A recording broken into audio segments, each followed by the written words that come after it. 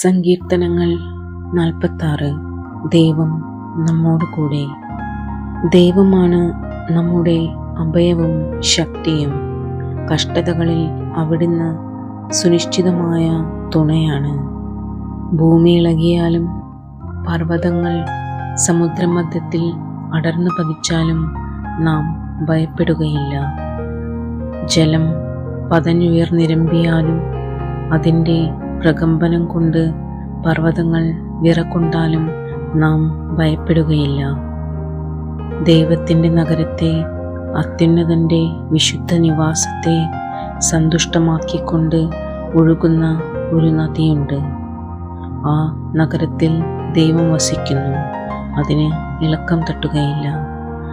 അതിരാവിലെ ദൈവം അതിനെ സഹായിക്കും.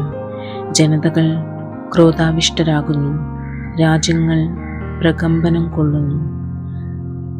അവിടുന്ന് ശബ്ദമുയർത്തുമ്പോൾ ഭൂമി ഉരുകിപ്പോകുന്നു. സൈന്യങ്ങളുടെ കർത്താവ് നമ്മോട് കൂടെയുണ്ട്. യാക്കോബിൻ്റെ ദൈവമാണ് നമ്മുടെ അഭയം. വരുവിൻ, കർത്താവിൻ്റെ പ്രവൃത്തികൾ കാണുവിൻ.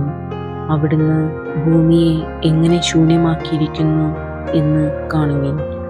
അവിടുന്ന് ഭൂമിയുടെ അതിർത്തിയോളം യുദ്ധമില്ലാതാക്കുന്നു.